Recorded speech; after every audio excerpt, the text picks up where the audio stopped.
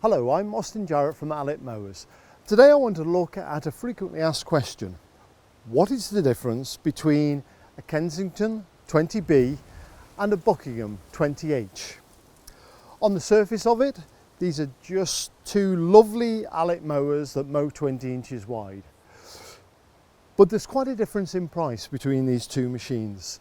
And in fact, this machine is more than twice the price of the Kensington. So what are the reasons for that, and how are they justified, and how can I help you in this short video to make sure that you buy the right machine and spend the right amount of money?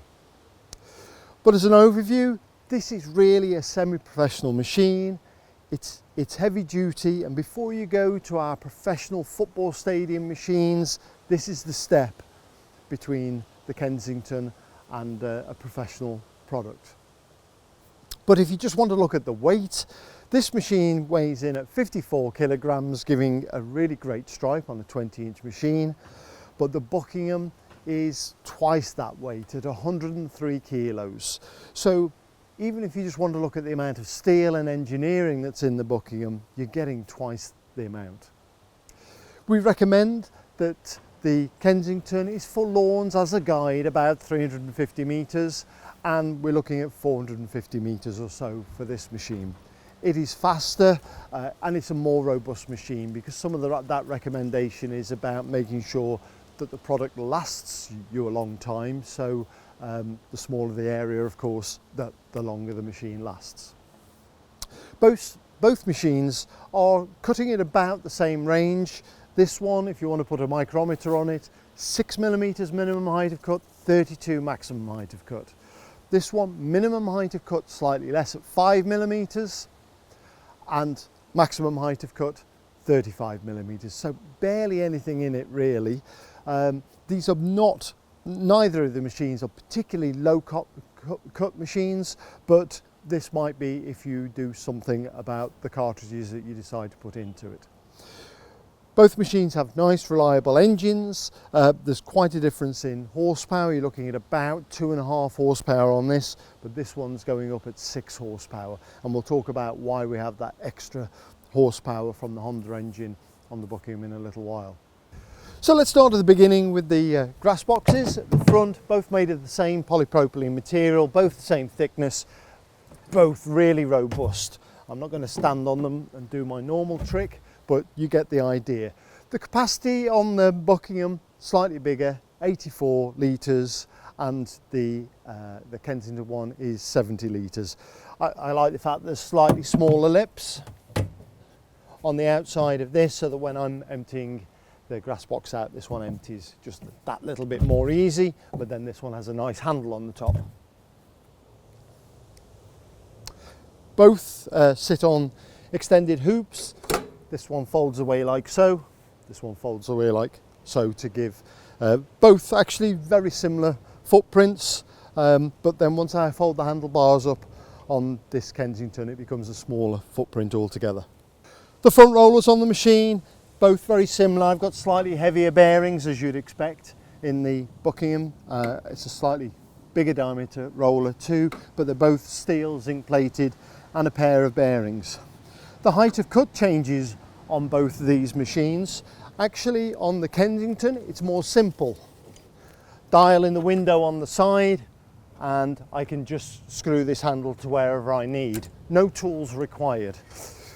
On the Buckingham, I've got a more robust system altogether, and I just actually need a 1/2-inch wrench or spanner to be able to back these off, and then I can turn this handle. Look at the Buckingham video and you'll see that in action. But this is a much stronger system. This is a much easier system to use. So you'll see that theme runs throughout the two products.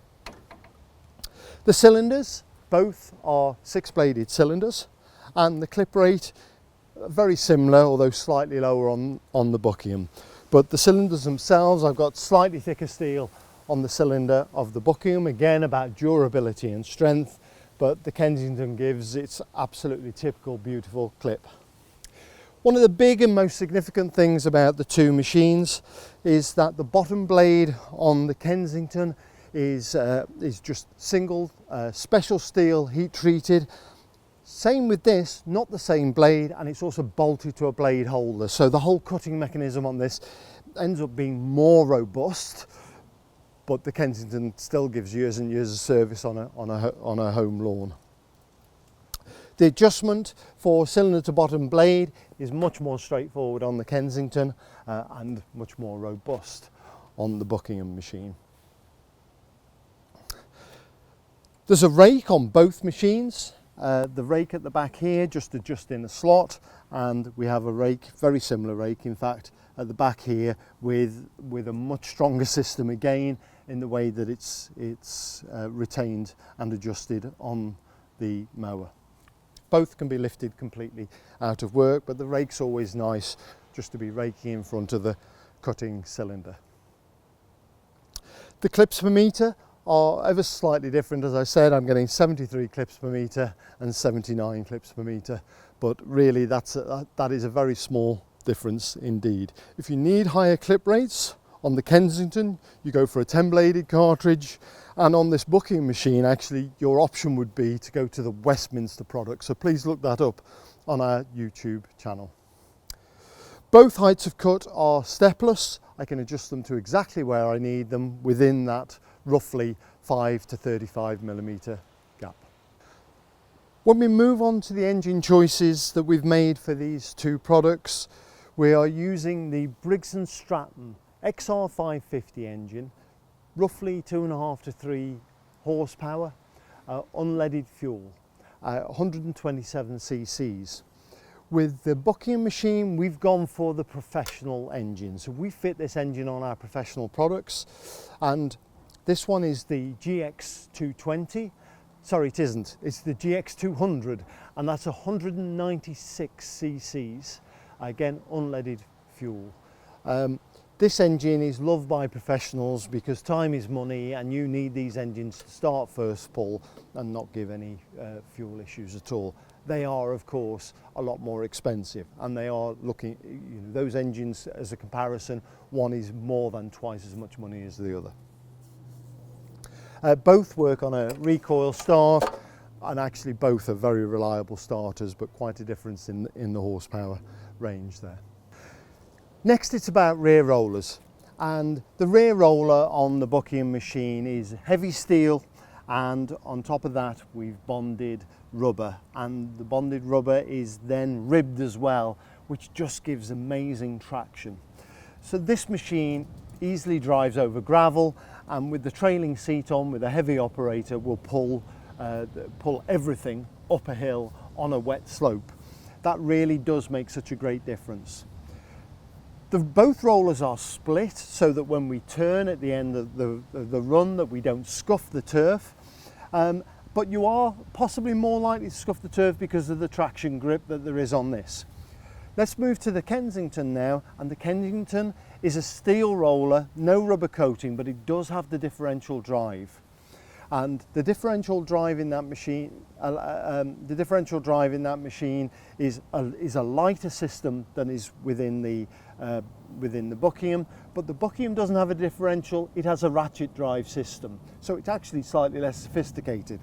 Hope I'll not confuse you on the choices on this, but this is a heavy-duty system that can really pull and transmit this larger engine horsepower to the traction.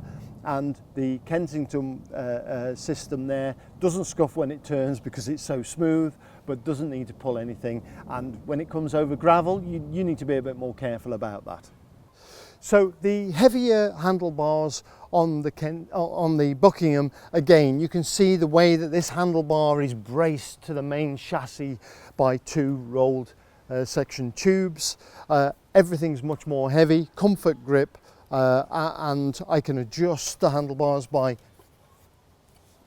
moving a little lever, so that's quite an easy adjustment.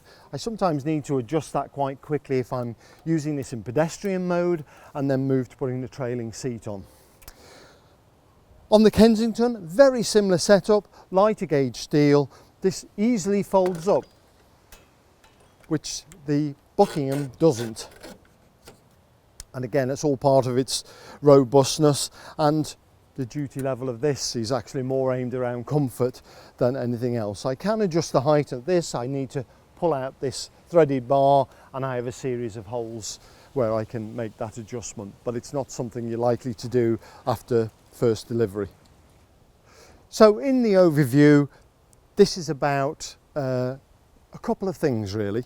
This machine's much heavier. If I've got a professional gardener or I'm just before professional level product, then certainly the Buckingham is the product range that I would go to. This is going to last you years and is really strong and robust.